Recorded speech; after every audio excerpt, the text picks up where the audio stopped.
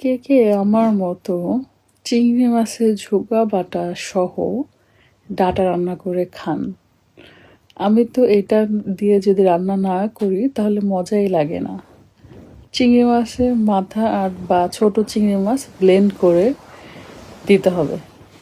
তো আমি এখানে ছোট ছোট চিংড়ি মাছ নিয়েছিলাম, কেনই যেন ছোট চিংড়ি মাছ ছাড়া মজা হয় না।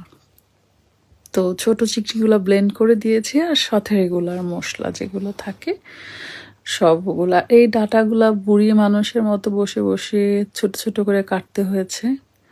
তাও খাবো বলে কথা, সেই বাংলাদেশের স্বাদ সেটা কি মিস করা যায়? অনেক সুন্দর ফ্রেশ ছিল ডাটাগুলো, তরতাজা। এই তো আমি এটার মধ্যে ঢেলে মশলাটা খুব ভালো করে কষায় পানি দিয়ে দিলাম। ছোট ডাটা আর সাথে একটু আলু দিতে হবে, যেন আলু না গলে যায়, ওইরকম টাইপের আলু। এত সুন্দর মজা হয় এই কারিটা, আমার সবচাইতে ফেভারিট একটা কারি।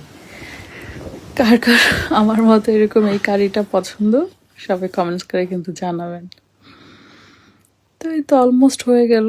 আর আরেকটা জিনিস জানেন তো, ডাটা তরকারিতে কিন্তু খুব তাড়াতাড়ি লবণ হয়ে যায় কেন যেন। লবণটা কিন্তু খুব সাবধানে দিতে হবে। আমি আরেকটুর জন্যই ফেঁসে গেছিলাম আর কি। আর একটু লবণ দিলেই ধরা খেয়ে যেতাম, আর খাওয়া যেত না। এতে সুন্দর একটা কারি, সুন্দর একটা স্মেল, জাস্ট বোঝানো যাবে না কত মজা হয় এই কারিটা।